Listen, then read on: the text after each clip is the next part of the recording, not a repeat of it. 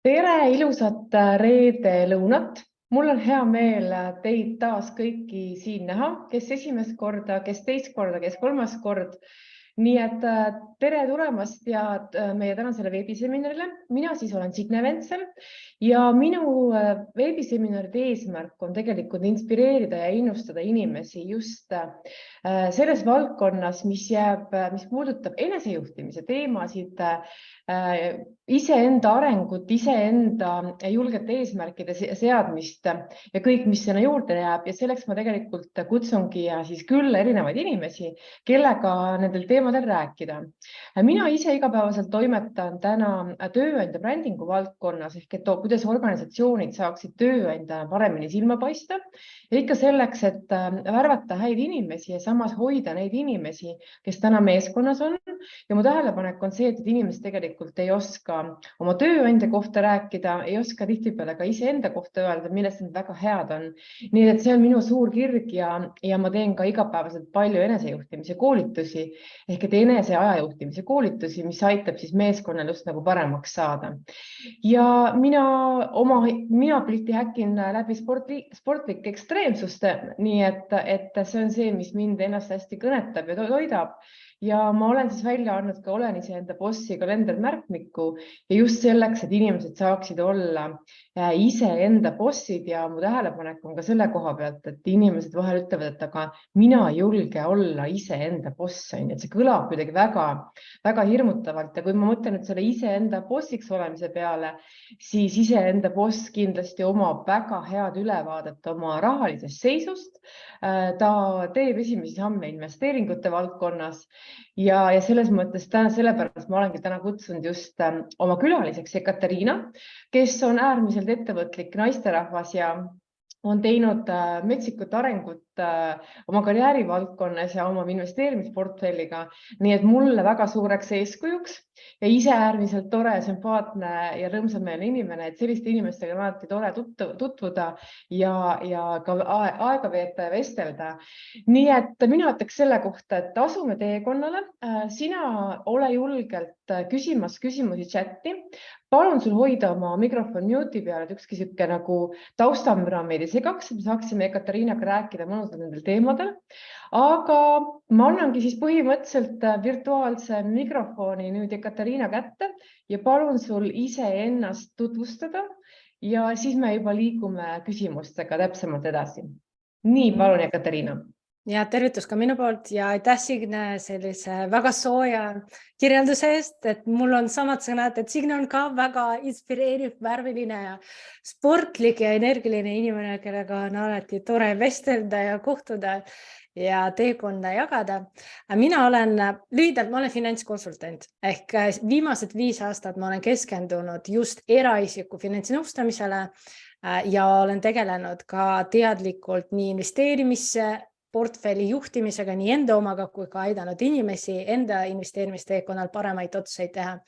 Ja tänapäeval ma olen ka Target Smart raamatupidamisbüroo asutaja, kus meil on ettevõtjad ehk järjest rohkem sa tegelikult neid rahaasju pead vaatama kooskõlas, et sul on jah eraisikuna vaja otsuseid teha, aga tihti sul on mingi ettevõte ja esiteks, kui sa suudad või soovid olla ettevõtlik ja mingeid projekte teha, siis seal on ka vaja rahaasju juhtida ja me pakume nii raamatupidamist kui sellist finantskontrollimist ehk finantsanalüüsi teenust. Nii et raha investeerimine on praegu 50-50 juhtide abistamine ja ka investeeringute juhtimine ja ise ma olen investeerimist alustanud tegelikult hästi ammu. Igaüks teist investor on juba palju õnne, kes juba investeerivad. Kui teil on pensionifond olemas, siis te olete juba investor, te juba investeerite. Et mina alustasin sellist teekonda aasta 2010, kus ma ei teadnud otseselt midagi investeerimisest. Ma töötasin ettevõtte finantsidega tegelikult kogu oma nagu karjääri suurtes ettevõtetes olingi finantskontroller ja aasta 2010 peale Robert Kiyosaki Rikas isa, vaene isa, mida ma soovitan tõesti lugeda ka koos juba lastega, kes võib-olla lõpetavad kooli, sest see raamat juba hästi sobib neile. Peale seda tekkis selline unistus, kes kes ei tahaks elada passiivsest rahavoost, nagu no kes ei tahaks, nagu unistused võivad olla. Ja 2015-16 tuli see hetk, kus tekkis küsimus, aga miks see unistus on? Nagu unistus on midagi hästi kaugel, sa unistad, aga tegelikult mulle hästi meeldib see fraas, see on minu poolt kirjutatud raamatus Rahaline vundament ka, ma lisasin seda. Unistus, kus kirja pandud tähtaegadega, muutub eesmärgiks. Kui sa seda eesmärki tükeldad sammudeks, siis see on juba plaan. Ja kui sa teed sammud päriselt, siis sinu unistus ja eesmärk saab reaalsuseks. Ja siis 2016 või 2015, ma isegi täpselt ei mäleta, oli just see aasta, millal ma mõtlesin, okei, finantsvabadus, mis see unistus on, inimesed unistusi ka saavutavad, mina saavutan ka. Panin endale kõik need eesmärgid kirja. Tänapäeval minu isiklik eesmärk on selline, et mul on aega. 50-aastaselt ma tahaks, et mul oleks nii suur portfell, et põhimõtteliselt ma vajadusel üldse mitte ühtegi liigutust ei tee, põhimõtteliselt sõidan ära puhkusele. Tänapäeval investeerimisportfell on kasvanud 6-kohaliseks. Ta vajadusel ma suudan raha niimoodi ümber paigutada, et suuda katta enda baaskulusid, põhimõtteliselt näiteks toit ja elamine.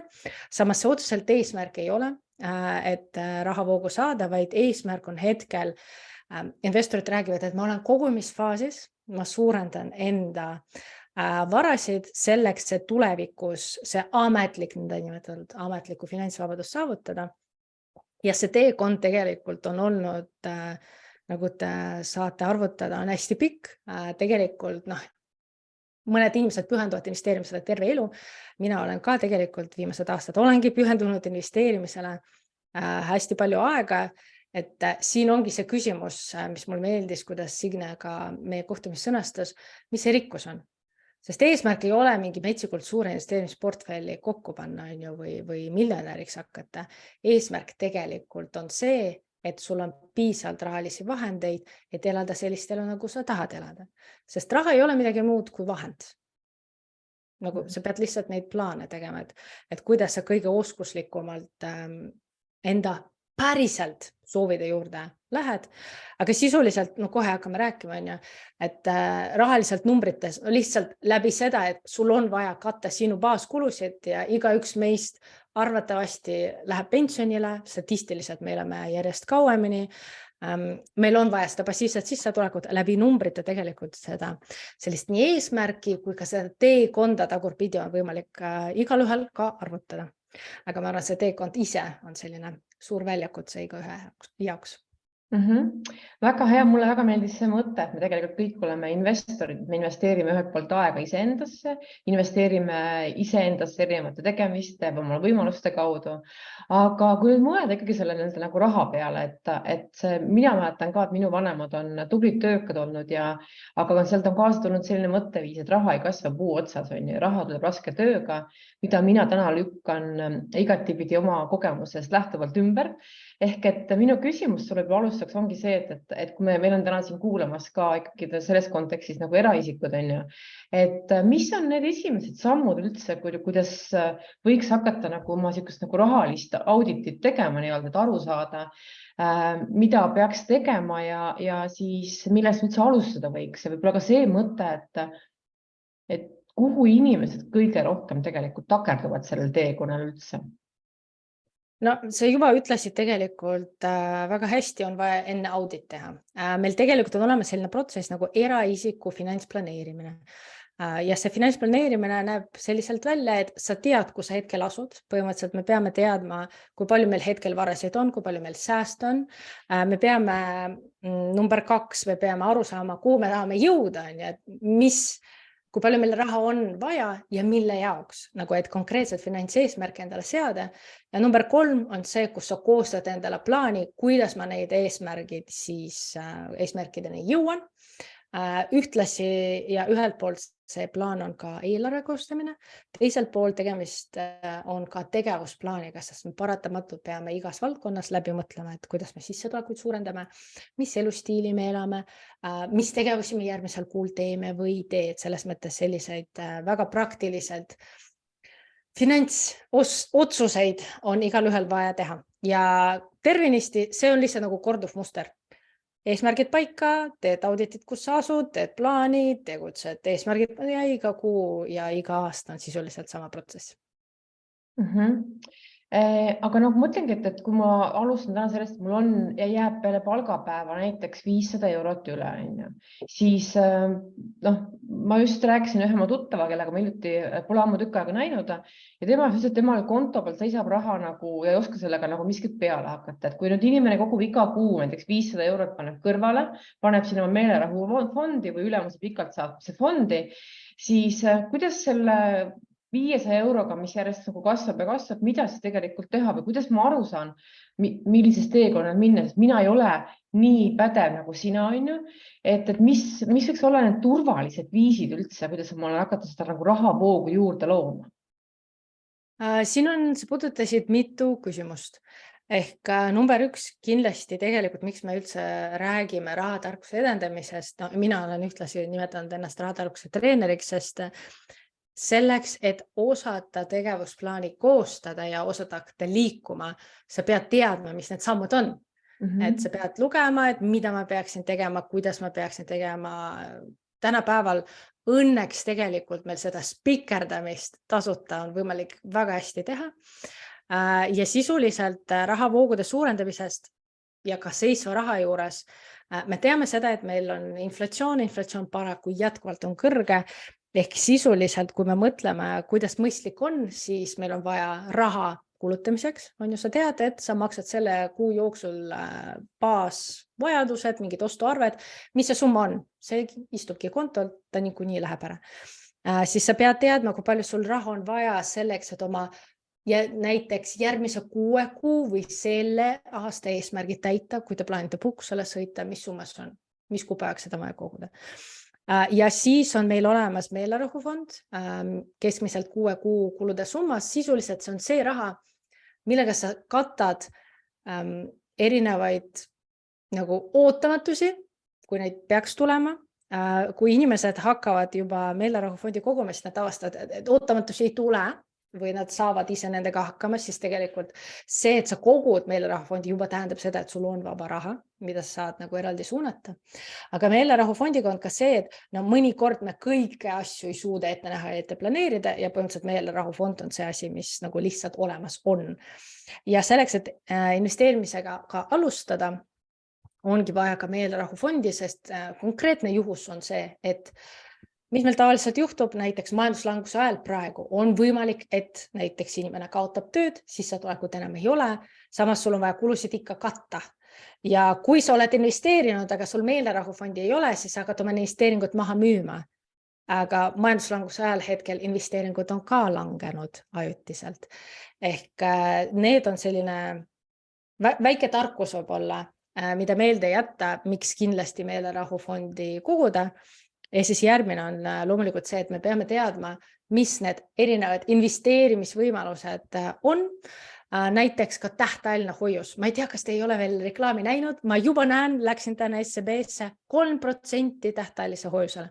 Nagu kõige lihtsam viis, et kui näiteks me ei tea midagi investeerimisest, me ei julge riski võtta või näiteks minu juurde tulevad inimesed ja ütlevad, et nad lähevad pensionile 7 aasta pärast ja neil nagu nad ei julge investeerida, nad ei ole investeerimisega tegelenud, aga kuidagi on vaja raha kasvatama hakata, siis tähtajaline hoius on vähemalt siuke lihtne samm number 1, mida üks saab vaadata ja seal on võimalik ka enda meelerahufondi hoiustada. Ja siin on olnud üks küsimus, kas eraisiku finantsplaan tuleks edasi teha, et firma vara üldse ei puutu asjasse. Vastus sellele on see, et see sõltub, mis see firma vara on. Loomulikult sul on raamatupidamine eraldi. Sul on eraisikute tarbimine, see puudutab nagu sinu isiklikku stiili, sinu isiklikke finantseesmärke, mida sa ei saa ettevõtte alt nagu katta. Ja selle kohta me koostame plaani, eelarved ja ülevaadet eraldi. Ja ka ettevõtte kohta on meil eraldi, saab rahavoogusid planeerida, kasumiaruannet jälgida, see sõltub juba, kui keeruline või millega ettevõte tegeleb.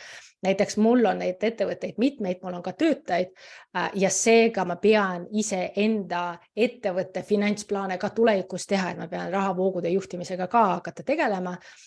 sest mul on juba nagu äritegevus käib. Et need tegelikult, kui sa mõtled, sul on 2 eraldi isikut, üks on see ettevõte, kui tegemist on aktiivse ettevõttega, sa päriselt tahad suurendada oma sissetulekut, näiteks pakkudes koolitusi, arendades näiteks oma persooni brändi, nagu Signe räägib, siis jällegi tegelikult sul on mõistlik võtta see ettevõtte ja siis mõtle läbi, mis need tegevused on, mida sa ettevõtte sissetulekud ehk tulude, müügitulude kasvatamise jaoks teed.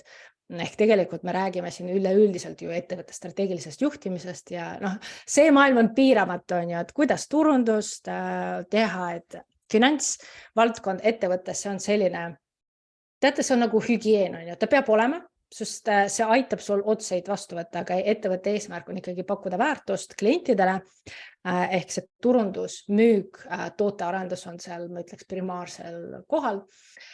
Aga jah, finantsid sõltuvalt jällegi ettevõttest on vaja juhtida. Ja kui see on näiteks passiivne ettevõte, ehk sisuliselt tänapäeval, mis meil väga paljud inimesed teevad, ongi see, et nad võib-olla mõnikord teenivad lisaraha pakkudes mingeid teenuseid või üksikuid koolitusi, on ju, et neil ongi ettevõte, kus nad on ainsana juhatuse liige, siis nad võib-olla võivad ka laenutada sisse oma palga sinna ja sisuliselt sealt käib nagu ettevõtte alt käib investeerimine. Ehk eraisiku puhul tegelikult, mida tasub ka eristada, on see, et on nagu 2 vaadet või mina vähemalt nagu teen 2 vaadet. Üks on rahaasjad, mis puutuvad tarbimist.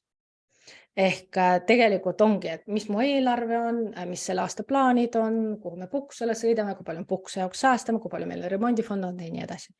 Teine on see investeerimisportfell. See on ju eraldi asi. Ja seal näiteks mul isiklikult, kuna mul on nii eraisikuna investeeringud kui ka ettevõtte alt, siis tegelikult investeerimisportfelli ühiselt tasub ka nagu ülevaadet pidada, et mis need varad on, kuidas nad jagunevad, mis need osakaalud on, mis su tootlus on olnud, et selles mõttes nagu sealt finantsnumbreid lugeda ja seda pidi läheneda. Nii et eraldi, aga jällegi tasub lähtuda sellest, et finantsplaneerimine, finantskontrolling, üldse finantside juhtimine, see on vahend. See on vahend, et sa saaksid täiendavaid teadmisi ja arusaamasid, mis aitavad sul paremaid otsuseid vastu võtta. Ja küsimus tähtajalise hoiuse kohta saadav kasu tuleb maksustamisele, aga kas nende maksude tasumist on võimalik edasi lükata? Väga hea küsimus ja sisuliselt me räägime siin maksuplaneerimisest juba, ehk kui me räägime eraisikute maksustamisest, jällegi te võite minu blogisse minna moneysmarterme.eu. Minu viimane blogipostitus on väga pikk investeerimiskonto deklareerimisest, nagu tasuta juhend, kuidas seda investeerimiskonto deklareerida koos videoga. Ja nüüd jah, meil tähtajalise hoiuse intressid, see oli vist aastast 2018, kui neid maksustatakse tulumaksuga, et tulumaks peetakse kinni. Aga mida sa saad teha, kui sa avad tähtajalist hoiust investeerimiskonto alt, sa kohe tähtajalise hoiuse avamisel paned see linnukene, et see on tehtud investeerimiskonto vahenditega, siis nad tulumaksu kinni ei pea, kui sa investeerimiskontole hiljem vahendid ka kätte saad. Millised oleksid mõned head laiapõhjalised indeksfondid, kuhu investeerida, kuhu ise investeerite?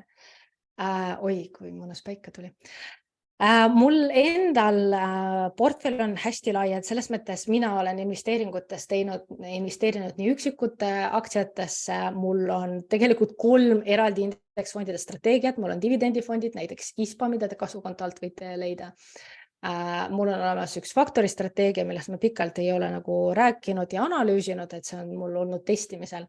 Aga kõige lihtsam vastus siin võib olla see, et kui meie ise ei tea, millesse investeerida, ja see on täiesti mõistlik, sest meil üksikuid aktsiaid on tuhandeid, 40-50 000 pluss mingi maailmas on ju. Balti börsil on ainuüksi 27 erinevat aktsiaid. Euroopas on 2000, üle 2000 erineva börsil kaubeldava fondi, ka kasvukontol on meil valikus 40 fondi. See valik võib olla keeruline. Ja mis tasub teha? No näiteks meil on olemas selline asi nagu professionaalsed investorid, pensionifondid on professionaalsed investorid, me saame spikerdada nende pealt. Ja kuidas professionaalsed investorid näiteks pensionifondid teevad? Nad investeerivad. Number 1 valik on sul kas aktsiad või võlakirjad, on ju, aktsiad ostad ettevõtteid, mis tegutsevad, võlakirjad ostad siis põhimõtteliselt annad laenu, sisuliselt see on üks laenuinstrument, et teed valiku sõltuvalt oma riskide alusest, see jällegi sõltub, kui palju sul on koguda veel on, ja indeksfondidest, see võite spikerdada näiteks Tuleva pealt, Swedbanki pealt, millesse nemad investeerivad.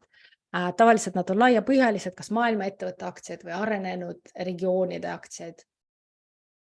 Väga laiad indeksfondid, mis sisuliselt investeerivad üle kogu maailma, erinevate kõikide regioonide ja siis investeerivad suurettevõtetesse rohkem kui väiksematesse ettevõtetesse.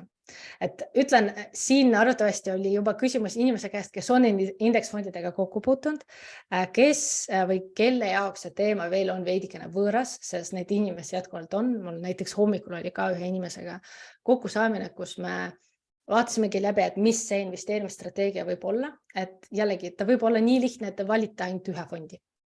Et valitagi ainult ühe laiapõhjalise indeksfondi või näiteks kolmas sammas, kui te saate tulumaksu tagasi, see sisuliselt maksuefektiivsuse poolest on hea tootlusega instrument, sest te esiteks saate tulumaksu tagasi pluss 20%, kui te saate seda reinvesteerida, ta hakkab tekitama sulle või teile liitintressi ja hiljem 5 aastat või kui pensionini on jäänud 5 aastat või vähem kui 5 aastat, on võimalik tulumaksu pealt jällegi omakorda nagu säästa ja raha soodsamalt välja võtta.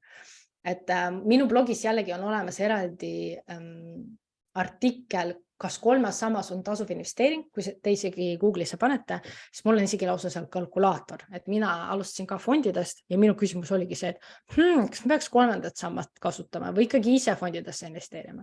Siis kui me kasutame ära neid maksusoodustused, mis riik meile pakub, ja ta pakub meil päris häid maksusoodustusi kolmanda samba pool, siis tootlus tuleb parem. Seega soovitan kelle jaoks teema on hästi võõras, alustada sellega pensionikeskus.ee leht. Hästi lihtne leht, saate sealt lugeda kolmanda samba kohta, kes tahab indeksfondi kohta rohkem teada saada. Jällegi minu blogis mul on nagu väga pikalt artikleid, miks mina indeksfondidesse investeerin, mis indeksfond on, mis tähendab indeks, mis indeksid on olemas. Ma olen ka analüüsinud kolmanda samba näiteks investeerimisstrateegiaid, et ise tänapäeval ei ole vaja väga palju nuputada, sest arvatavasti meil tänapäeval Eestis õnneks neid rahatarkuse edendajaid on nii palju, et sa saadki lihtsalt vaadata, mis teised on juba, mis analüüsi on teinud ja need teadmisi enda jaoks kasutada, et aega säästa. Ja väga hea, Katariina, kohe pani hästi mõtlema. Ja siin tuli kohe küsimus, kui on soov kolmandast sambast raha välja võtta, kas tuleb siis välja võtta korraga kogu summa? Kolmanda samba puhul sul on tegelikult valikud. Sa alati saad välja võtta kogu summa tervikuna, osade kaupa, nii nagu sa tahad. Sa võid kas või praegu mingi väike summa välja võtta. Ja sa võid ka sõlmida ka fondi pensionilepingu. Ehk sa näiteks ütled, või fond ise ütleb sulle, et statistiliselt sul on näiteks jäänud elama 25 aastat, et näiteks järgmise 25 aasta jooksul me lihtsalt müüme need fondi osakud, mida sa oled ostnud ja maksame sulle raha välja. Et selline variant on ka, et see on juba selline pensioni planeerimise teema. Ja kus juures, kes ei tea, meil on olemas täitsa pensioni nõustajad ja kui te guugeldate pensioniplaan, ma ei mäleta, kas see oli pensioniplaan.ee, pilt kuskil ära kadus, siis ka sel teemal on olemas juhendid, aga sisuliselt seal on mitu varianti. Kas kõik korraga ja siis ise mõtled, mida selle rahaga teed, üksikuid summad ja siis kolmas variant on see, et lepid kokku, et võtad nii pikalt, kui sul statistiliselt elama jäänud on ja mis riik teeb? Riik loomulikult soodustab seda, et me võtaks kuni oodatud eluea lõpuni, siis tulumaks on 0, säästame tervenisti 20%, kui me seda pensioni eas teeme. Okei. Mulle väga meeldis see mõte, et tuleb vaadata üle oma tarbimise pool ja siis me jõuame selle investeerimisportfelli juurde. Aga selleks, et üldse midagi investeerida, tuleb vaadata üle oma kogu tarbimise pool. Et kuidas sina siis, Katariina, alustasid, võtsid siis kõik maha igasugused meelelahutuse ja kinos ei käinud, juuksuris ei käinud, elasid nagu onnis või kuidas sina oma tarbimise said siis nii-öelda nagu hakkasid tarbimise pealt kuidagi nagu paremini nagu kokku hoidma või üldse nii-öelda nagu seda üleüldse vaatama, mis samme sa tegid selleks? Eks siin, kui sul tekivad finantseesmärgid ja meil tänapäeval näiteks prioriteetide lõikes finantseesmärk ongi see, et esiteks nagu soovitud elu stiili endale lubada selle aasta jooksul, näiteks puhkused on ju, mingid remondid ja nii edasi. Ehk me oleme seda välja arvutanud ja see on juba konkreetne finantsnumber, et kui palju mul peab raha olema, kui palju ma pean sisse tooma ja teenima ka ettevõtetelt ja nii edasi. Ja siis järgmine eesmärk on ka investeerimise eesmärk, et kui palju ma pean investeerima selleks, et teatud tähtajaks näiteks finantsvabadust saavutada. Ma ütlen ausalt, et nendel inimestel, kes võtavad fookusesse väga kõvasti, et ma tahan finantsvabadust saavutada võimalikult kiiresti, siis seal on kaks viisi on ju. Sa võid kas maksimaalselt ja sul tasub maksimaalselt aega tegelikult panustada sellele, et sa suurendad sissetulekut, maksimaalselt investeerid endasse, enda teadmistesse, parem töökoht, lisatööd, kui sul on, ma isegi tean inimesi, kellel on 3 töökohta, kes on ettevõtlusega alustanud, et selles mõttes seal piiranguid vaata ei ole tegelikult. Et see on peamiselt primaarne asi, millele tuleb fokuseerida. Ja siis teine asi ongi see, et kus sa mõtled läbi, mis on minu elustiil. Millist elu ma tahan elada, sest siin ma arvan üks viga, kus mina olen kindlasti ka ära käinud, et sa säästad nii rohkem, et sulle elu hakkab kannatama. Ja näiteks ei vaheta riideid, mingi sõidad vana autoga, tegelikult sa muutud õnnetuks. Kui mingid sinu finantsotsused muutuvad sind õnnetuks, siis no kas see on seda väärt, et sa mingi 10 või 15 aasta pärast äkki sa oled finantsvaba ja siis sa hakkad elama. See on nagu selle õnnega on ju, et sa pead praegu õnnelik olema. Finantsidega samamoodi on ju, et sa leiad tasakaalu, sul on see elustiil, mida sa hetkel elad, aga sa pead tasakaalu leidma, sest sa tead, et finantseesmärk me peame tuleviku jaoks säästma. Ja tänapäeval kahjuks see ei ole enam saladus. Ma ei tea, riiki võib-olla ei räägi sellest piisavalt palju, aga 2019 nad tegid ka uuringu jagata rahaline heaolu. No, esiteks me kõik teame, et meil üle 50% pensionieas inimesi elab suhtelises vaesuses, on ju. Ja tegelikult see statistika on ka teada, et kui sul investeeringuid ei ole ja aga sul on ainult esimene ja teine sammas, siis see pensionil saad heal juhul mingi 40% oma endisest sissetulekust. Nii et sellise praktilise nagu mõtlemisülesanne võib igaüks läbi teha, et mõtle läbi, sa praegu saad näiteks 2000 eurot, need pensionil hakkad saama 800 eurot. Noh, kuidas sinu elu muutub siis? Sest jah, selge on see, et igaühe pensioni planeerimine on iga inimese kohustus, mitte keegi sinu eest seda tegema ei hakka. Ja mulle meeldib siin rääkida ka seda, et sisuliselt see on lihtsalt üks eluvaldkond. Ma tean, meil on näiteks selline tava, et kord aastas istud, ma ei tea, kus elukaaslasega või ise ja no sa käid need valdkonnad läbi, on ju. Tervis, suhted, lapsed, kodu, karjäär, isiklik areng ja nii edasi. Finants on lihtsalt üks nagu valdkond, kus on vaja endale eesmärke seada ja neid saavutama hakata. Ja väga hea. Karin küsib siin ka, et kui iga kuu lõpus ei jää 500 eurot vaba raha, et raha investeeringuteks teha, et mis on siis need võimalused väiksemate summadega mängida, ka väga hea küsimus. No siin sisuliselt üks hea asi tegelikult, kus Reels vist hiljuti nägin, keegi postitas, et tasub investeerida iseendasse, sest number 1 kõige kiirem samm on see, et kui sa saad, ma ei tea, suuremat palka, paremat töökohta, rohkem vastutust, siis sul sissetulek kohe tõusab. Sest ma ei tea, 500 eurot säästa on tänapäeval oluliselt raskem, kui võib-olla juurde teenida. Ehk kui me räägime, mis võimalused on sissetulekute suurendamiseks, siis me räägime esiteks karjääri planeerimine. Minu meelest jällegi sellest ei räägita piisavalt palju, meil on karjäärinõustajad täiesti olemas, aga nagu kes neid kasutab? Kes teeb karjääri, kes teeb networkimist. See on täiesti minu jaoks, jällegi, minu meelest võiks olla inimene, kes sellest rohkem räägib. Karjääri planeerimine ka tegelikult USA õpikutest, mis räägivad eraisiku rahandusest, täiesti on ühe peatükina olemas. Et mõtle läbi, kuidas sa tahad karjääri teha, sest minu juures, ma näen lihtsalt inimesi, kes minuni jõuavad, on ju. Nad võivad olla samas vanuses. Et näiteks üks inimene tuli, kellega ma eile nagu vestlesin, aitasin tal rahaga nagu finantsotsuseid teha, kuidas ta raha paigutab. Ta oli noorem kui mina ja ta tuhandetes juba teenib raha, sest ta on lihtsalt teinud seda karjääri oma valdkonnas, et ta ei jäänud selle spetsialistiks, vaid ta võttis rohkem vastutust ja hakkas mõtlema nagu ettevõtete poolest nagu laiemalt veidikene, et kuidas ettevõtet hakata edendama.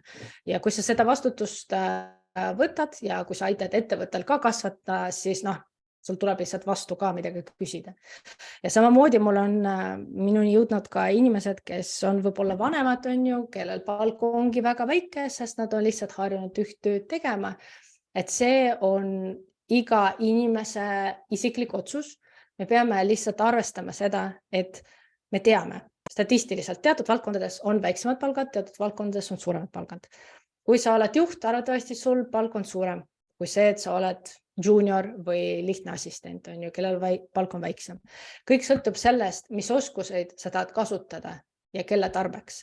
Ja samamoodi tegelikult see teine näide, et üks skaala on see, et kus sa asud, kui palju vastutust sa teed, mis teadmised sul on, mis kogemused sul on, et mida unikaalsemad nad on, mida seda rohkemalt potentsiaalselt saab teenida. Ja teiselt poolt on see skaala, et kelle jaoks või kui paljude inimeste jaoks sa väärtuslik oled. Sisuliselt, kui me ettevõtteid vaatame, see on puhtalt nagu ettevõtluse poole pealt ka, et kui sa suudad väärtust pakkuda 1000 klientidele, sa teenid rohkem, kui sa teenid ainult ühte klienti. Ja samamoodi võib-olla välismaised ettevõtted võivad rohkem sama teenuste eest maksta kui mingid väiksed alustavad ettevõtted, kellel ei ole lihtsalt raha, et seda maksevõimekust. Et sellist nagu planeerimist samamoodi tasub ettevõtte vähemalt kord aastas ja mõelda, kas see on ettevõtlus, kas ma tahan olla ettevõtlik. See otseselt tegelikult ka sõltub ka inimese iseloomust, kui palju mul energiat on, kui palju mul soove on, sest elu on meil üks, Ja ma ise tegelikult olen hästi pikalt sellel teekonnal ise nagu olnud ja teadlikult üritanud avastada, mida mina siis teen, erinevaid koolitusi teinud, mingid teste, et mis on minu isiksus, kuidas mina saan tegelikult, maailma jaoks head teha ja samal ajal nagu endale elu tagada. Et see on isiklik valik, see ei ole ühepäevane otsus, see ei ole kerge otsus, aga see on ka selline üks olulisematest küsimustest, mida tasub ette võtta. Aga siiski, Katariina, ma küsin, et kui mul on 100 eurot teeb üle näiteks kuu lõpus, mida teha selle 100 euroga? Kui on konkreetne küsimus, kuhu 100 eurot paigutada, siis tasub vaadata, et kui mul on mõni koolitus, mis aitab mul ülejärgmisel kuul teenida juba 200 eurot rohkem ja hakata rohkem 200 eurot teenida, siis see on tark finantsinvesteering. Kui mul on vaja seda kulutada 3 kuu pärast, ma tean, et mul tuleb mingi laste sünnipäev, aga mul tegelikult sääste ei ole, siis mõistlik finantsinvesteering oleks tegelikult säästudeks ära panna. Kui ma vaatan, et mul on mingi kallis tarbimislaen, mille eest ma maksan iga kuu eest 11% aastast intressi ja mingid summad tiksuvad seal, tark finantsotsus oleks seda laenu enda tähtaegselt kinni maksta. Et see on puhtalt finantsotsuste tegemine ja finantsotsuseid me teeme alati niimoodi, et kuhu ma paigutan seda raha, et ma tulevikus saaksin teenida suuremat rahavoogu või ma oleks rikkam, et mul oleks rohkem varasid. Kui näiteks ma ei leia võimalusi, kuidas ma saaks enda sissetulekut kasvatada selle rahaga või enda kasumit või sääste kasvatada, see on konkreetne näide, nagu teha koolitus, kasvatada tulusid, maksta tarbimislaen maksta tarbimislaen tagasi, vähendada enda kulusid. Kui ma selliseid võimalusi ei leia, siis alati on võimalik seda. Üks aruanne on tulud-kulud, teine aruanne on varad-kohustused, siis on võimalik seda raha lihtsalt paigutada varadesse, et seda raha väärtus säilitada. Tähtajaline hoius, mingi muu investeering, 3. sammas, see juba nagu sõltub konkreetsest finantseesmärgist. Ja veel üks küsimus. Tegelikult neid hoiusesse saab raha sisse panna ju iga kuu, et see ei ole üldse küsimus ju. Sõltub küll hoiusest siis, eks ole? Ja, sisuliselt kui sul on minimaalne summa on 500 eurot reeglina, ma tean, et Coop-pangas oli tähtajalisel hoiusel isegi 100 euroga on võimalik teha. Et sa võid kas või iga kuu uut hoiused hakata avama, tähtajaline hoius on siis selline, kus sa ei saa raha juurde panna, sa teed ühe hoiuse, valid tähtaja, paned raha kinni ja need saab teha ka iga kuu. Ja üks kommentaar tuli siin. 2024-2025 saab tõsta teise sambasse lisatavat summad, kindlasti on see ka üks viis, kuidas enda pensionisse rohkem panustada, sest teises sambas on riigipoolne toetus ju vägagi arvestav. Ja, et nad võtsid vastu seda seadust, et kui meil nüüd on see 2+4 süsteem, siis tulevikus meil on 4+4 või 6+4. Sa pead arvestama seda, et sa saad suurendada oma panust. Seda osa, mida sinu brutopalgast teise sambasse saadetakse, aga see ei suurenda seda osa, mida riik lisab juurde. 4% jääb 4%, aga tõepoolest, et kui sa ise investeerimisega viitsi tegeleda, siis see on üks lihtne viis, kuidas lihtsalt suurendada oma teist sammast, mis samamoodi võib investeerida indeksfondidesse. Ehk tänasest kohtumisest, kui keegi tahab midagi meelde jätta, siis üle vaadata enda pensionifondi ja selle teemaga nagu selgust luua, võiks olla üks kindlasti see sõnum. Väga hea. Kas on, ma küsin siis niimoodi, et millised on need peamised sellised komistuskivid, kuhu inimesed sellel investeerimise teekonnal, kas alustades või juba siis ka selles protsessis olles, kuhu nad komistavad või milliste nagu vale sükeste nagu mõtteviisiga tegeletakse? No üks on, ja nagu sa ütlesid, mõtteviis. Tegelikult, mis mina olen oma praktikas näinud ja minuni jõuavad inimesed, vaata, kes tulevad, kellel on võib-olla pikem eesmärk, et ma tean, et see ühe konsultatsiooniga seda ära ei lahenda, seal on vaja seda teekonda läbida ja siis juhtub midagi ja inimene ei panusta aega ja prioriteet langeb ja nagu kõige suuremaks komistuskiviks tavaliselt on see, et sa aega ei võtta. Sest teadmiste omandamine võtab aega. Numbrite kokkulöömine, tegelikult sa võid seda automatiseerida, ei võta aega, ikkagi sul vaja maha istuda. Tegevusplaani koostamine, mingi karjääri planeerimine võtab aega. Et see planeerimiseks ja mõtlemiseks ja õppimiseks aega ja võib-olla ressursside võtmine, see on, mis mina olen näinud praktikas, et inimesed võivad rajalt maha kukkuda, mingi haigus on, et mõni klient kirjutab, et kas me saaksime edasi lükata. Ja siis lihtsalt ei jõua, sest arusaadav, inimestel valdkondi on mitu, see on ainult üks eluvaldkond, et siin ma arvan, saladus peitub selles, et sa leiad endale kõige kergema viisi, kuidas seda eesmärki saaksid võimalikult lihtsalt saavutada. Et ma arvan, et see puudutab kõiki eluvaldkondi. Ja teine komistuskivi, ma arvan, et ma tahaks öelda, et see pigem on harvem, aga kui sul on ebapiisavalt finantsteadmisi ja arusaami, siis kõige halvem, mis saab juhtuda, on see, et kui sa päriselt satud näiteks petturite peale ja teed ebapiisavalt tööd, usaldad kedagi ilma kontrollimata, seda tasub kindlasti nagu 2 korda üle kontrollida, kui tegemist on sinu varaga. Et sisuliselt, kui sul on veidikene ebapiisavalt teadmisi otsuste tegemiseks, aga sa ikkagi teed otsuseid ilma, et päriselt enda jaoks need asjad selgeks teha, et seal võivad olla finantsiliselt, siis rahaliselt negatiivsed tagajärjed.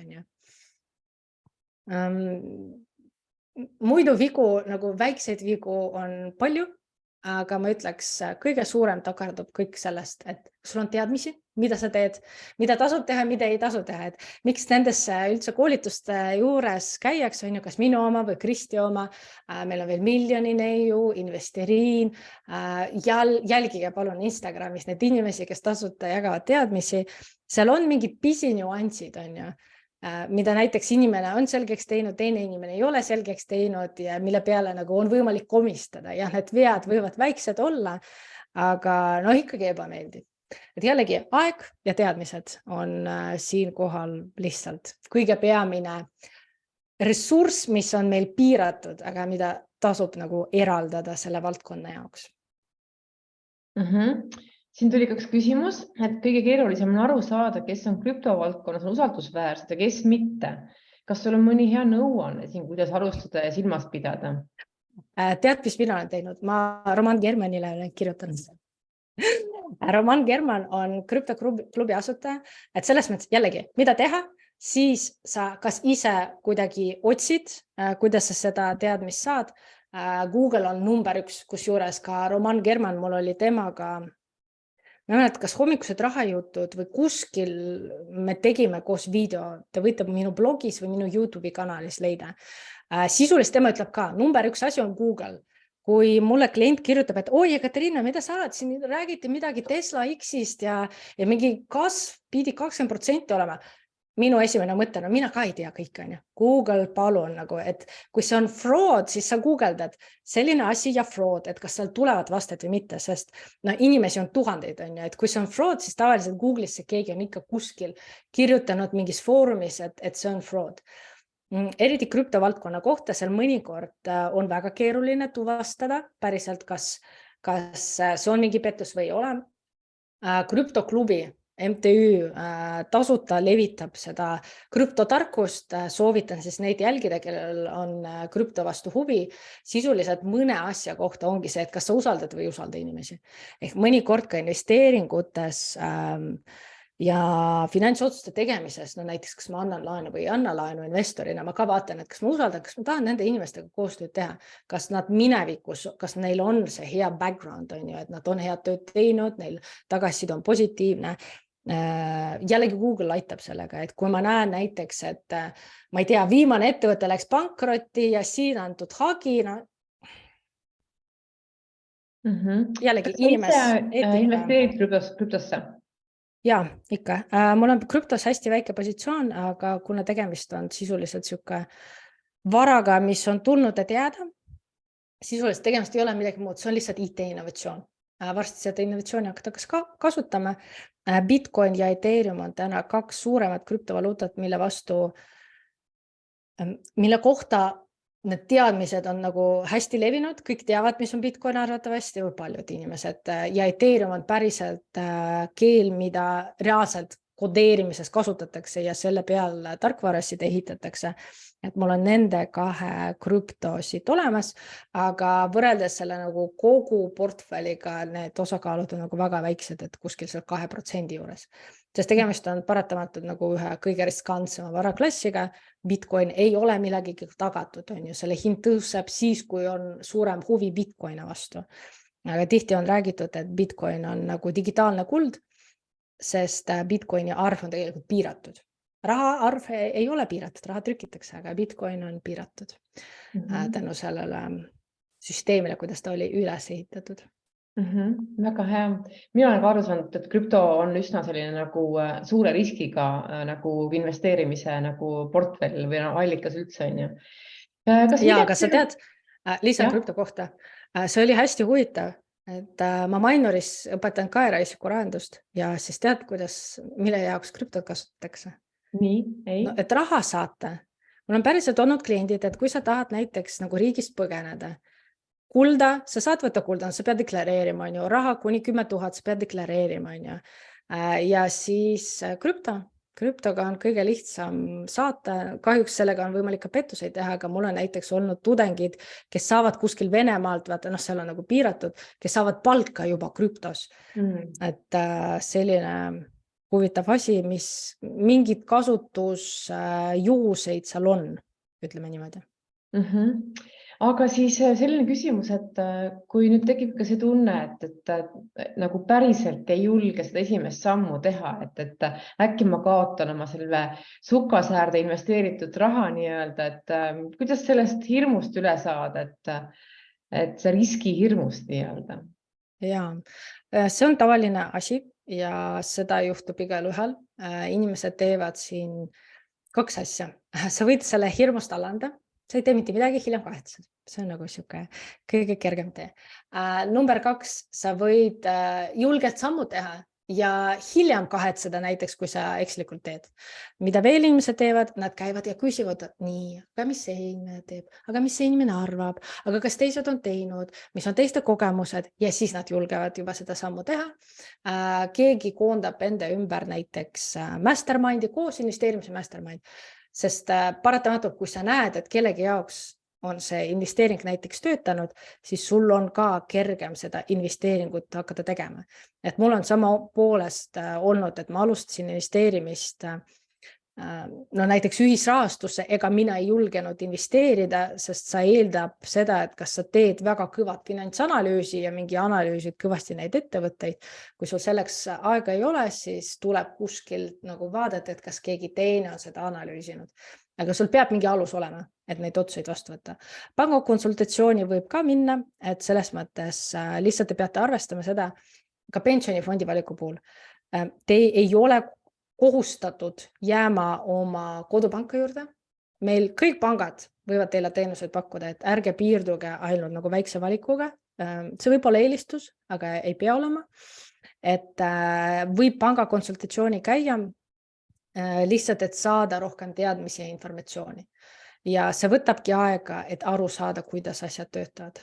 Et seepärast inimesed käivad, ma tean lihtsalt inimesed on käinud minu koolitusele ja Kristi koolitusele ja siis kellegi juures mingi nõustamisel ja siis minu nõustamisel, et on tegelikult inimesed, eriti mida suuremad sul summad on, seda rohkem on vaja sul vaata siukest tunnet ja teadmist, et mul on hästi läbi analüüsitud, et seda rohkem inimesed otsivad seda informatsiooni juurde. Ja see on ka üks põhjus, miks inimesed mõnikord nagu alustavadki väikeste summadega. Katsetad. Tänapäeval on võimalik ka 1 euro eest tegelikult panust teha 3. sambasse, 1 euro eest hakata investeerima indeksfondidesse. Et lihtsalt teed esimese sammu ja you learn by doing, et sa õpid päriselt tegutsedes. Ja siis, kui sul on raha mängus, siis usu mind, see motivatsioon nagu asja veidike selgemaks tegema ka tõuseb, kui sa sellest rahast ei unusta loomulikult. Ja just tahtsin öelda, et kõige kindlam viis on ikkagi see, et sa hakkad esimesi samme tegema ja siis tekib selline enesekindlus juurde ja see informatsioon, mida meie ühelt poolt inimestena tihtipeale kardame milleski, siis tegelikult on see kõik kuskil olemas ja küsimus on see, et kas sul on lihtsalt nagu aega ja tahtmist seda rohkem uurida, tegelikult esimesi samme teha, nii et tea. Aga küsimus on ka Karini poolt, kas Swedbanki rahakogujad saab ka läbi investeerimiskonto kasutada ehk tulumaksu maksmist edasi lükata? Väga huvitav küsimus, tegemist on tehnilise küsimusega, et ja vastus sellel on see, et vaata selleks, et investeerimiskonto alt hoiust avada, sul raha peab hoiusesse liikuma investeerimiskonto alt. Seega, mis Swedbanki rahakoguja teeb? Ta ei võta ju investeerimiskontolt raha. Ta võtab ju sul tavakontolt raha. Seega jah, see ei rakendu. Alternatiiv sellele tegelikult saladuskatte all. Pane igapäevane püsikorraldus, 1 euro, 2 eurot, kusjuures see oli naisterahvas, mis üritus oli? Ja ma käisin Tartu Liidus esinemas ja üks naisterahvas ütles, ta tegi endale, tal oli vist lausa igapäevane püsikorraldus, kas 5 eurot päevas midagi. Et põhimõtteliselt iga päev automaatselt lihtsalt läheb kogumishoiusele raha üle. Rahakontol väheneb on ju, selle vastu saab vähem tarbida, et see on see alternatiiv Swedbanki rahakogujale ja seda saab teha ka investeerimiskonto alt ehk säästa intressi tulumaksu pealt. Nii, head kuulajad, kas kellelgi on veel mõni küsimus?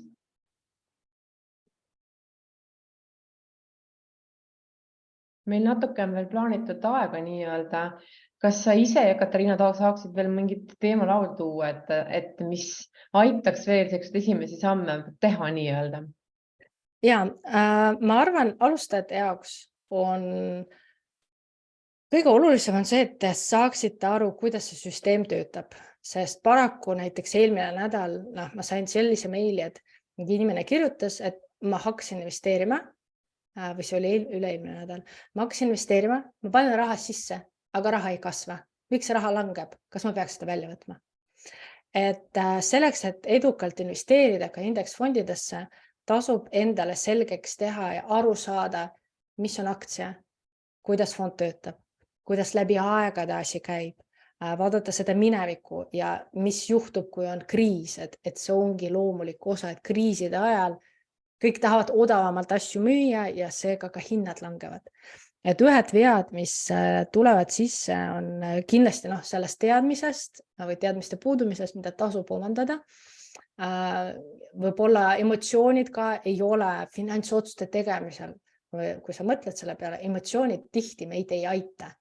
Meil on vaja ratsionaalset mõtlemist, kuidas see finantsolukord või näiteks see otsus minu finantse mõjutab, mingid plussid, miinust, et mõnikord on vaja niisugust külma lähenemist asjale, ratsionaalselt, kuigi kindlasti me ei saa eirata, vaata see elustiili valik on puhtalt väga emotsionaalne asi ja ka karjääri valik on tegelikult väga südamliku asi. Seega tasub lihtsalt liikuma hakata. Ja kuidas mina olen näiteks alguses teinud, sest küsimusi oli inglise keeles sõna overwhelming on ju, see on nagu liiga palju, vaata kõike, eriti alguses, kus sa nagu avastadki, vau, finantsmaailm, siia see ja see ja see, mul on vaja seda õppida ja maksud ja indeksfondid ja fondi valida ja rahasummad, igatahes see võib tekitada stressi. Ja mida mina tegin selleks stressi maandada oli see, et ma panin küsimused kirja ja eraldasin lihtsalt kalendris aega, millal ma nende küsimustele vastused otsin ja kord nädalas meil oli abikaasaga siuke pühapäev kell 3 saame kokku, räägime, et mis sina nagu guugeldasid läbi, nagu mis otsusteni sina jõudsid, panime seda nagu päriselt kirja, et mitte ära unustada, on ju, sest alguses seda informatsiooni ongi palju, sa võidki ära unustada. Meil on vanast ajast ongi mingi kuskil väike sheet, et maksustamine käib niimoodi, me teeme siin investeerimiskonto, konto number, et sa päriselt nagu paned kõike kirja, sest liiga palju oli. Ja niimoodi on võimalik ka liikuda, et eesmärk on lihtsalt tulemust saavutada ja see, kuidas seda teed, vahet ei ole. See on juba sinu teekond, ta peab sinu omane olema sulle sobilik. Küsimus, kuidas on eraisikul kõige mõistlikum alustada investeerimis S&P 500-sse? No sisuliselt S&P 500-sse, see on üks indeks, sa saad alustada investeerimist indeksfondi ja siin sõltub juba nendest summadest, mis sul on. Kui sul summad on väiksed, siis kasukonto alt on kõige kergem leida seda üht konkreetset fondi. Kui su summad on nagu juba suured või suuremad, seal võib-olla mõtleks läbi, et kas sa saad ise osta. Aga jällegi, eraisikuna investeerimiskonto on nagu number 1 investeerimise juures, mida tasub maksude poolest kasutada. Nii, veel küsimusi. Teil on võimalik veel midagi küsida, sest ma olen tunne, et mõned inimesed on juba alustanud investeerimist ja tulevad väga spetsiifilised investeerimisküsimused. Arvatavasti keegi on ka seal maal, kus ta järjest nagu kaalub, et mida ta teeb. Ja see on juba see edasi jõudnud küsimus, et kui kasukonto avatud, indeksfondid valitud, kas on mõtet näiteks Robur avada? Milleks? Mis sa saavutad sellega? Et selles mõttes tasub arvestada seda, et need investeerimispakkumisi on ju palju. Panga konkureerivad omavahel, iga pank tahab, et te nagu oma raha sellesse panka tooksite. Robur fond oli loodud samamoodi, et konkureerida kasukontoga, et pakkuda alternatiivset viisi investeerimiseks laiapõhjalistesse indeksfondidesse. See väga sõltub strateegiast, mida sa tahad saavutada. Kasukontoga palun arvestage selleks, et kasukontolt raha välja võtta. Sa pead ühe fondi müüma ja see maksab 9 eurot. Mul paraku üks inimene oli, kes jõudis minu juurde, et tal oli 2 kasvukontot ja ühte fondi ta alustas mingi väikeste summadega, valis mitu fondi ja tal oli näiteks ühte fondi investeeritud 2 eurot. Ja sellega sul ei ole mitte midagi teha, see kõik läheb teenustasudeks, sa ei saa seda nagu raha tagasi. Et teenustasudega kindlasti tasub arvestada. Raamatusoovitused teismeelisele. Sisuliselt ma arvan, et kõige rikkam inimene Babylonis ja rikas isa, vaene isa on kõige kergemad, sest nad on siuke, nad ei ole väga nagu profid ja spetsiifilised. Kõige rikkam inimene Babylonis on üldse meelelaotuslik, on ju. Kellel on veel nooremad lapsed, siis koer nimega Mani, Tom õpib rahamängu, et neid raamatuid on väga palju ja tegelikult juba suurematele lastele, no jällegi see rikas isa, vaene isa ja on võib täiesti juba Jaak Rosare raamatut kinkida. Meil turul sisuliselt, no minu raamat on selline rohkem praktilise töövihiku moodi. Meil on olemas selline raamat, David Bertmanni raamat. Ta on juba hästi praktiline, seda võib-olla ostate enda jaoks. Jaagu raamat ta on juba hästi paks, ja mitte iga laps ei taha seda lugeda, aga varasemad trükid, kui te varasemad trüki leiate ja näiteks, kes tahab aktsiatesse investeerides, siis aktsiatega rikkaks saamise raamat oli väga hea. Ja Kristi raamat on siuke kerge tutvustav raamat, et seda võib ka nagu ma arvan juba ülikoolis lapsele ja ka koolis lapsele vabalt lasta lugeda, sest ta on kirjutatud hästi lihtsas keeles ja arusaadavas keeles. Ja see rikkaks saamise õpik on ka väga lihtsas keeles, et selles mõttes see väga nagu hästi lahtritega või nagu peatükkidega väga hea lugemine minu mõttes. Aga mina ütleks selle kohta, et kas on veel keegi, kes tahaks küsida midagi? Ja sisuliselt jah, kui te olete nagu oma teekonnal kuskil, kus te olete, number 1 on, saa aru, kus sa oled. mis sul tehtud on? Kas meelerahufond on? Ei ole. Kas sul on plaan, kuidas sissetulekut suurendad? On? Ei ole.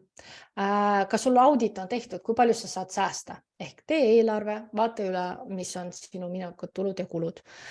Näiteks, kui sa tahad Excelis teha, sa võid minu kodulehel leida ka tabeli. Muidu ka Swedbankis ja ECB-s on selleks olemas vahendid, kus nad teevad sinu jaoks ülevaade. Ja järgmise sammuna tasub endale pensionisüsteem ette võtta, et kas sa saad aru, millesse sa oled investeerinud, sest arvatavasti igaüks teist juba investeerib pensionifondi ja pensionikeskus.ee on täitsa selline leht, mida lugeda. Kes tahab veel investeerimisest rohkem teada saada, siis kindlasti kõik blogid on ju, saab algusest peale läbi lugeda. Minu blogi Moneysmarter.me, Kristi investeerib, Rahafoorum näiteks, et neid on palju, kusjuures minuraha.ee on selline väga hea veebisait, kus sa leiad ülevaatlikult kogu informatsiooni. Ja järgmisena jällegi, sa pead aru saama, milles tahad investeerida, kui sul on indeksfondide huvi, siis meil on olemas eraldi indeksfondide kohta koolitused, dividendinvestor.ee lehte saan soovitada selles osas, et on vaja lihtsalt hakata juba spetsiifilisemat informatsiooni otsida, ja kellel on võib-olla tõesti seal nagu tuhanded seisavad ja kes on juba lugenud piisavalt palju, aga ikkagi kuidagi sa ei saa seda oskust või seda otsust teha, sest mina näiteks, ma olen 5 aastat analüüsinud, mis need indeksfondid teevad, mis on üks strateegia, teine strateegia, kuidas aktsiaid valida, siis juba sellistel juhtudel võidakse nagu tulla ka konsultatsiooni, et kus läbi vaadata mingi konkreetne spetsiifiline olukord. Kui ise nagu otsuseid või ise teadmisi ei suuda leida neid vastuseid või tahad lihtsalt kinnitust oma siis otsustele. Ja meil kusjuures ma teen nüüd Tartus ja Pärnus 2 üritust, et kes juhuslikult on Tartust ja Pärnust või satuvad sinna, siis meil Tartus on 29. aprill ja Pärnus on 13. mai. Ja meil tulevad külalisesinejad ka, nii et hästi põnev üritus, kus me üritame ka mitte ainult räägime investeerimisest ja ka sellest, kuidas alustada, vaid me teeme neid väikseid kogukondli, et sa saaksid päriselt sõpru, kellega nagu koos edasi liikuda. Sest uuringud seda ka tõestavad ja mida mina kasutan näiteks ka, meil on rahalise vundamendi programm, me kasutame seda kogukonna võimalust, et sul on vastutuspartner sisuliselt, kellega sa nagu suhtled, et mis on tehtud. See päriselt mõjutab inimesi ja muudab elusid. Kus Tartu ürituse kohta rohkem infot saab? Ma panen, kui tohib, ma panen chati minu kodulehe info ja põhimõtteliselt seal esilehel te kohe näete, mis meie järgmised üritused on. Ma pühapäeval teen ühe tasuta ka podcasti, et ma panin lihtsalt kodulehe seal esilehel, peaks saama informatsiooni. Katariina, sa panid kõigile ka väga hea. Ja, panin nüüd kõigile. Super. Ja kes on siin edasi jõudnud, siis kuna praegu ajad on nagu turbulentsed, siis majandustsükkel on ju meil aprillis on koos Kristjan Liivamäega, kes teab, Kristjan Liivamägi ta õpetab investeerimise juhtimist ja eraisiku rahandust ka TalTechis, tal on doktorantuur tehtud, et selles mõttes tal on kõvem portfell, et meie aprillikuus hakkame rääkima, et kuidas nagu sõltuvalt sellest majandustsüklist investeeringut valida ja üleüldse nagu kuidas strateegiat üles ehitada, et kes on juba võib-olla esimese samme teinud, siis tavaliselt järgmine samm ongi see, et nii, mis strateegias on? See on nagu, mina olen teadlikult päriselt mingi 2 või 3 aastat, ma olen guugeldanud, mis see strateegia on, mis see parim strateegia on, ja siis sa saad aru, et need ongi erinevaid ja siis me püüame kõik need üle käia selle koolituse raames. Väga hea. Mina ütleks selle kohta, et külastage Ekatariina veebilehekülge, sealt jääb palju informatsiooni ja ürituste kohta kui ka muude sisuinformatsiooni kohta. Ja mina ütleks selle kohta, kui keegi tunneb veel huvi enesejuhtimise teemade kohta, siis mul on veebis väga hea enesejuhtimise e-kursus, mis on ka praegu väga hea hinnaga. Et selle informatsiooni ma panen ka kõikidele, kes siis täna osalesid meili peale. Ja kutsun siis, praegu on päike kõrgel, juba hakkab tulema rohkem ja rohkem energiat, päevad on valgemad ja mina ütleks selle kohta, kasutage seda head energiaaega nagu iseendale elu muutuste loomiseks. Nii et informatsioon on igati pidi kättesaadav ja tasub lihtsalt tegutseda, leida endale need head kaasteelised, kellega koos võtta riske, koguda teadmisi ja lihtsalt nautida elu. Ja mina olen sellega nõus, et rahasse investeerimine, raha või võimetamine peab olema fun ja ei tohi olla nii, et see on kuidagi suure ängi ja suure raskusega tehtud, siis see on juba saanud nagu valest lähtepunktist nagu alguse. Nii et tarku otsuseid meile kõikidele ja mina ütleks selle kohta küll, et ma just kuulsin ühte head tsitaati Saaremaal NOM konverentsil olles, kus keegi ütles, et ma elan nagu miljonär, aga miljon on veel puudu, on ju. Vot, et selle mõttega tõmbangi tänase veebiseminari kokku. Ilusat reedet ja tarku otsuseid ja kohtumiseni juba 6. aprillil teen ma karjääri planeerimises veebiseminari. Nii et palun väga, täna, millest jääks Katariina, looge omale karjääri. Nii et selle informatsiooni panen ka peatsed e-mailid ka teele. Olge uudishimulikud ja tasub investeerida õppimisse ka kindlasti. Aitäh ja aitäh, Katariina, sulle ka. Suurepärane lihtsalt. Aitäh. Aitäh teile, nägemist. Nägemist.